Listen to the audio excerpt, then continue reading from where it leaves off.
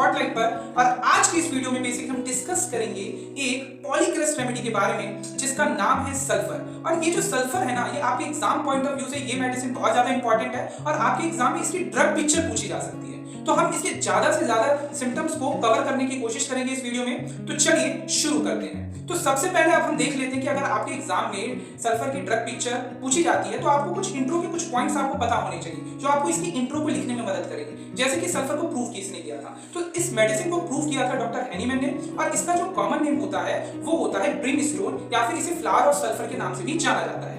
इसके अलावा अगर मैं इस सल्फर की बात करूं तो आपको जैसे पता है कि ये एक हमारा एलिमेंट है जिसे एस से डिनोट किया जाता है, राइट। अब अगर हम इसके कॉन्स्टिट्यूशन को डिस्कस कर लेते हैं तो इसके कॉन्स्टिट्यूशन में सबसे पहले हम डिस्कस करते हैं makeup of the body. Means ये पेशेंट देखने में कैसा होगा, आपकी क्लिनिक में आ रहा है तो ये देखने में आपको कैसा लगेगा। तो इस पेशेंट का जो लुक होता है बेसिकली डर्टी फिल्थी लुक होता है एंड ये प्रोन होते हैं टू स्किन अफेक्शंस। जैसा कि आपने भी सुना होगा कि जो सल्फर है वो हमारा किंग ऑफ एंटीसोरिक रेमेडी है ना, किंग ऑफ एंटीसोरिक कहा जाता है इसे। और psora is related to itching and skin disease है ना। सो बेसिकली अगर सल्फर हमारी किंग ऑफ एंटीसोरिक रेमेडीज इसे कहा जाता है तो क्यों कहा जाता है, बिकॉज इसके जो पेशेंट्स होते हैं वो प्रोन होते हैं स्किन अफेक्शन से, राइट। इसके अलावा जो इसका जो पेशेंट होगा बहुत ही लीन थिन होगा एंड वो चलेगा या फिर वो बैठेगा तो स्टूप शोल्डर मींस एकदम शोल्डर को एकदम झुका के है ना, लाइक अ ओल्ड मैन। तो basically sulphur is specially suited to lean thin stoop shoulder person who walk and sit stooping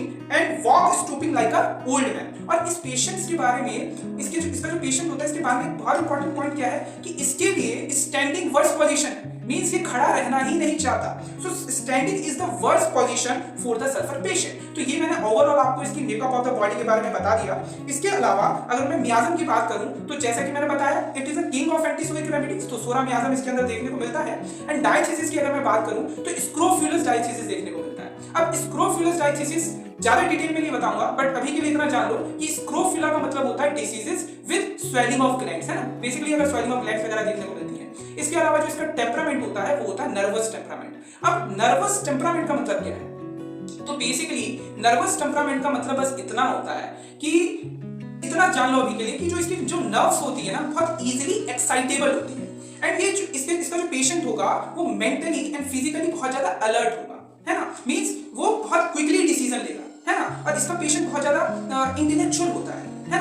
तो बेसिकली नर्वस टेम्परामेंट का मतलब ये होता है कि जिसके नर्व्स इजीली एक्साइट कर जाए, जो मेंटली फिजिकली अलर्ट हो है ना, कोई भी डिसीजन क्विकली ले रहा हो है ना, तो ये इंडिकेट करता है कि उसका नर्वस टेम्परामेंट है। बाकी और भी चीजें होती हैं तो इतने डिटेल में नहीं जाऊंगा, अभी के लिए आप बस इतना जान लो कि नर्वस टेम्परामेंट का मतलब ये है, ठीक है। तो नर्वस इसका मैंने टेम्परामेंट भी आपको बता दिया। और इसके अलावा इसका जो पेशेंट होता है वो हॉट पेशेंट है, ठीक है। मींस इसकी कंडीशंस किसमें वर्स हो जाएंगी, हीट से इसकी कंडीशन वर्स हो जाएंगी। तो बेसिकली इसका जो पेशेंट होता है वो कैसा है, हॉट पेशेंट है, ठीक है। तो relation with heat and cold भी मैंने बता दिया। इसका जो पेशेंट है वो क्या है, हॉट पेशेंट है। तो अभी तक हमने इसके कॉन्स्टिट्यूशन में क्या क्या जाना, इसका मेकअप ऑफ द बॉडी जाना कि इसका जो पेशेंट है वो कैसा देखने में है, तो बेसिकली डर्टी फिल्थी लुक है, prone to skin affections. And इसका जो पेशेंट है लीन थिन है, स्टूप शोल्डर के साथ वॉक करता है, सिट करता है ना, like a old man. And standing is the worst position for the sulphur patient. And इसके अलावा इसका जो डायथिसिस है स्क्रोफिलस डायथिसिस है एंड टेम्परामेंट इसका नर्वस है। Relation with heat and cold में ये हमारा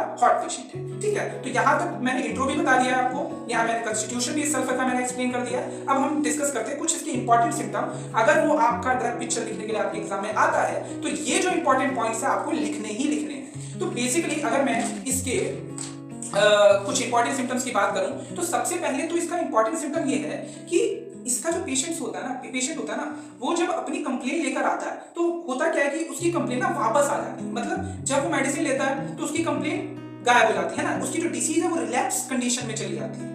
बट जैसे ही वो ऐसा लगने लगता है कि वो पूरी तरह ठीक हो चुका है, वापस से वो डिसीज दोबारा आ जाती है ना। तो उस केस में आप इस सल्फर मेडिसिन को देने के बारे में सोच सकते हैं अगर आपको और भी चीजें मिल रही है। तो पहला पॉइंट क्या है जो मैंने अभी आपको एक्सप्लेन किया, वो है complaints that are continuously relapsing, patient seems to get almost well when the disease returns again and again। तो जैसे इसकी जो कंप्लेंट्स होती है वो रिलैप्स कंडीशन में चली जाती है एंड जैसे ही लगता है कि जो पेशेंट है वो ठीक हो चुका है या ऑलमोस्ट वेल हो चुका है, उसकी वही बीमारी वापस आ जाती है ना, disease returns again and again. तो पहला पॉइंट क्या हो गया, complaints that are continuously relapsing, patient seems to get almost well when the disease returns again and again. तो पहला जो सिम्टम है आपको ये एज इट इज याद रखना है। दूसरा क्या है, ये जो सल्फर की जो मेडिसिन है, ये आपको सबसे पहले तब सोचनी है कि अगर आपको पेशेंट बता रहा है कि उसको कोई स्किन डिसीज थी और उसने उसके ऊपर कोई ऑइंटमेंट लोशन वगैरह लगाया है जिसकी वजह से वो स्किन डिसीज सप्रेस्ड हो गई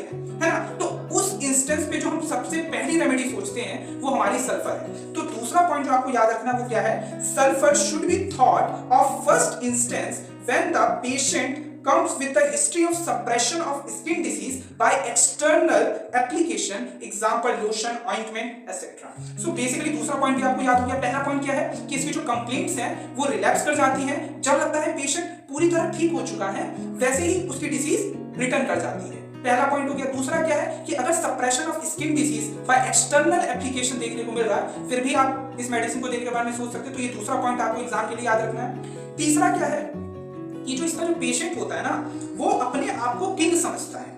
वो क्या करता है, इसीलिए लिखा हुआ है patient wear a paper crown thinking he is the majestic the king. और इसके अलावा इसी से आप लिख करके एक और सिम्टम याद रख सकते हैं, क्योंकि ये अपने आप को किंग समझ रहा है तो ये कोई भी काम करना नहीं चाहेगा। मैं बस लिंक करके आपको एक्सप्लेन करने की कोशिश कर रहा हूं ताकि आपको सिम्टम्स याद रहे।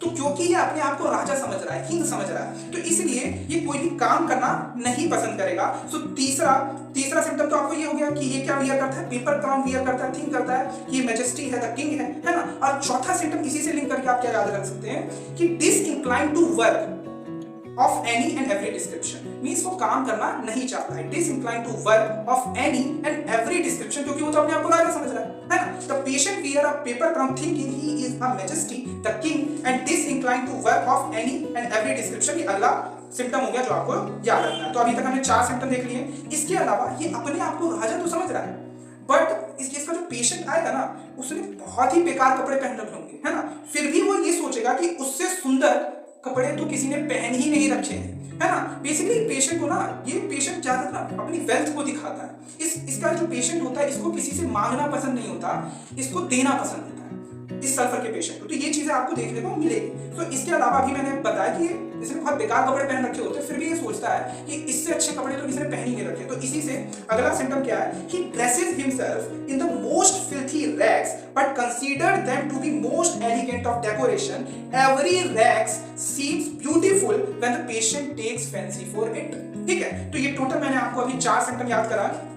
पहला क्या है, the patient wear a paper crown thinking he is the majesty the king. अगला क्या है, disinclined to work of any and every description. And अगला क्या है, ही ड्रेसेस, वो बहुत गंदे कपड़े पहन रहे फिर भी सोच रहा है कि उससे अच्छे कपड़े किसी ने पहने ही नहीं है। He dresses himself in the most filthy rags but consider them to be the most elegant of decoration। and फिर अगला सिम्टम मैंने आपको क्या बताया, every rags seems to be beautiful when the patient takes fancy for it। ठीक है, तो ये सिम्टम्स आपको याद रखने जो कि आपको एग्जाम में अगर आता है इसके ड्रग पिक्चर तो आपको ये लिखने ही लिखने हैं। और सिम्टम्स देखते हैं।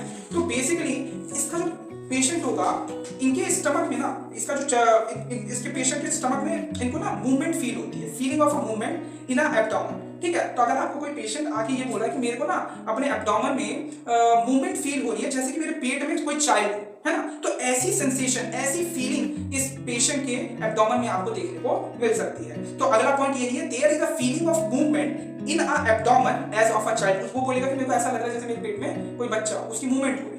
ठीक है, सो ऐसी सेंसेशन है। ठीक है, इसके अलावा जैसे कि मैंने बताया कि जो सल्फर का पेशेंट होता है वो हॉट होता है। ठीक है, सल्फर का जो पेशेंट होता है वो हॉट पेशेंट है, फिर भी इसे नहाना पसंद नहीं होता। ये बहुत पिक्यूलियर सिम्टम हो गया ना, ये हॉट पेशेंट है फिर भी इसे रिफ्यूज कर रहा है नहाने को। तो ये बहुत इंपॉर्टेंट सिम्टम है जो आपको याद रखना है। दो a hot patient yet persistently refuses to take bath। ये एक हॉट पेशेंट है फिर भी ये रिफ्यूज करता है टू टेक बाथ। एंड जैसा कि मैंने पहले बताया था कि इसके लिए standing is the most uncomfortable position for the sulphur patient, they can't remain standing. ठीक है, तो ये भी एक इंपॉर्टेंट सिम्टम है जो आपको याद रखना है। इसके अलावा जो सल्फर का जो पेशेंट होता है इसमें बर्निंग देखने को मिलती है। जैसा कि आपको पता होगा कि ट्रायोज ऑफ बर्निंग में भी सल्फर मेडिसिन है। इसके अलावा ट्रायोज ऑफ बर्निंग में कौन कौन सी मेडिसिन है, सल्फर है, फास्फोरस है, एक और है। आपको इसी वीडियो के कमेंट सेक्शन में उस तीसरी मेडिसिन का नाम लिखना है कि वो तीसरी मेडिसिन कौन सी है जो कि हमारी ट्रायल्स ऑफ बर्निंग में आती है। एक दो तो मैंने बता दिया, सल्फर और फास्फोरस। तीसरी कौन सी है, कमेंट सेक्शन में जरूर टाइप करके इसका आंसर लिखना,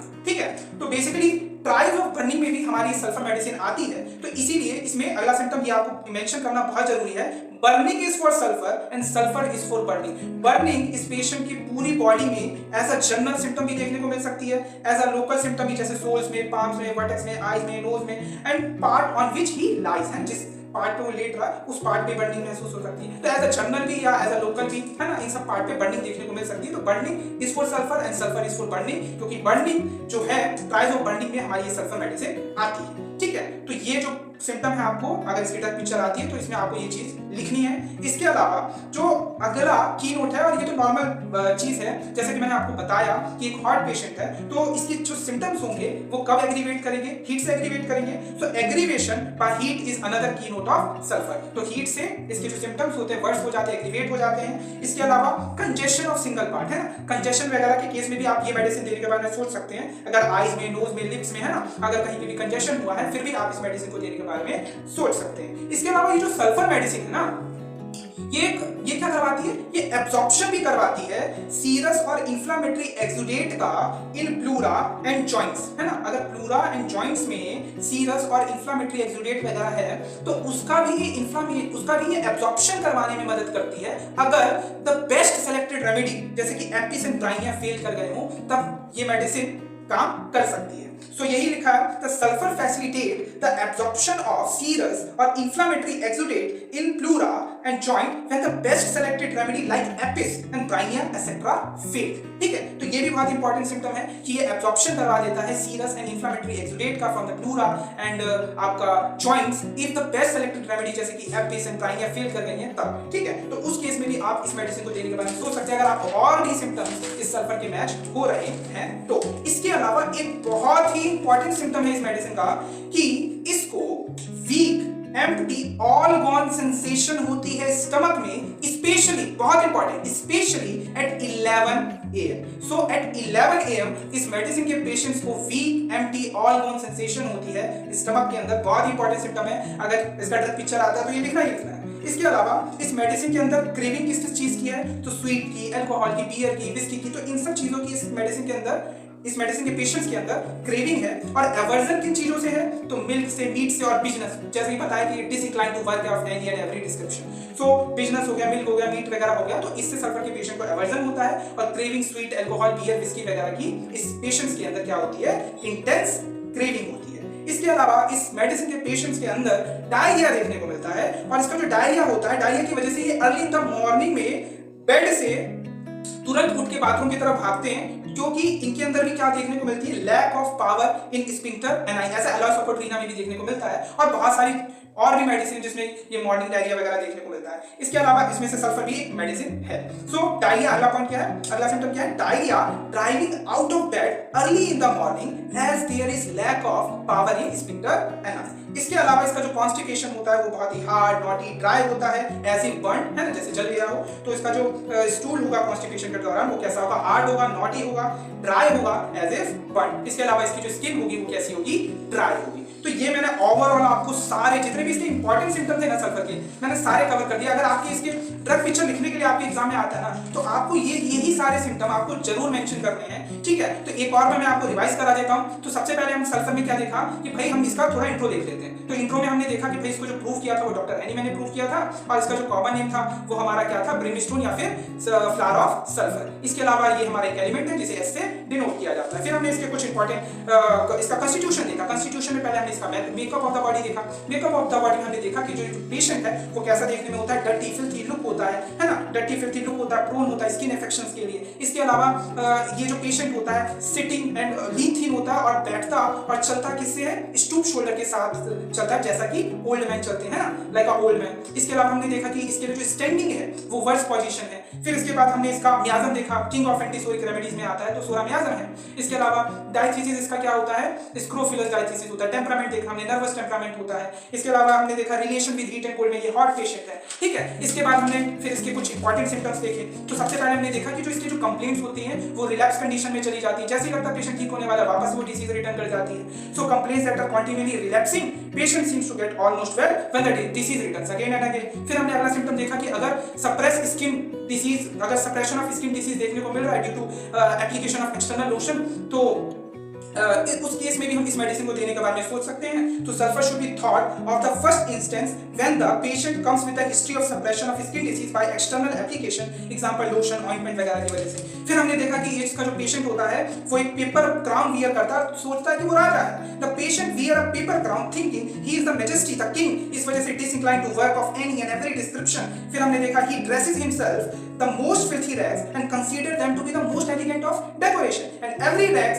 seems to be beautiful when the patient takes fancy for it, ठीक है। फिर इसके बाद हमने देखा कि इस मेडिसिन के पेशेंट्स के अंदर सेंसेशन होती है ना, फीलिंग उसको होती है कि उसके एब्डोमेन में कुछ मूवमेंट हो रहा है, लाइक अ चाइल्ड, जैसे कोई बच्चा उसके पेट में घूम रहा हो। So there is a feeling of movement in a abdomen of a child. इसके अलावा जैसा कि मैंने बताया बहुत इंपॉर्टेंट सिम्टम है कि हॉट पेशेंट होने के बावजूद भी परसिस्टेंटली रिफ्यूज करता रहता है टू टेक बाथ, और इस मेडिसिन के पेशेंट के लिए standing is the worst position होती है for the sulphur patient, they can't remain standing. इसके अलावा फिर हमने देखा कि ड्राइज ऑफ बर्निंग में आती है सल्फर, ठीक है, एंड फास्फोरस तो आती है, और तीसरी आपको कमेंट सेक्शन में मुझे बताना है। इसके अलावा इसके अंदर क्या देखने को मिलता है, जैसे कि हॉट पेशेंट है तो aggravation by the heat is another key note of this sulphur medicine. इसके अलावा कंजेशन के केस में आप इस मेडिसिन को देने के बारे में सोच सकते हैं, और single part eyes, nose, lips etcetera, है ना। इसके अलावा सल्फर फैसिलिटेट करता है absorption of serous and inflammatory exudate in the pleura and joint when the best selected remedy like apis and bryonia fail, तो उस केस में भी सोच सकते हैं। इसके अलावा फिर हमने देखा बहुत इंपॉर्टेंट सिम्टम कि इस मेडिसिन के पेशेंट्स में all gone sensation, empty feeling होती है स्टमक के अंदर, स्पेशली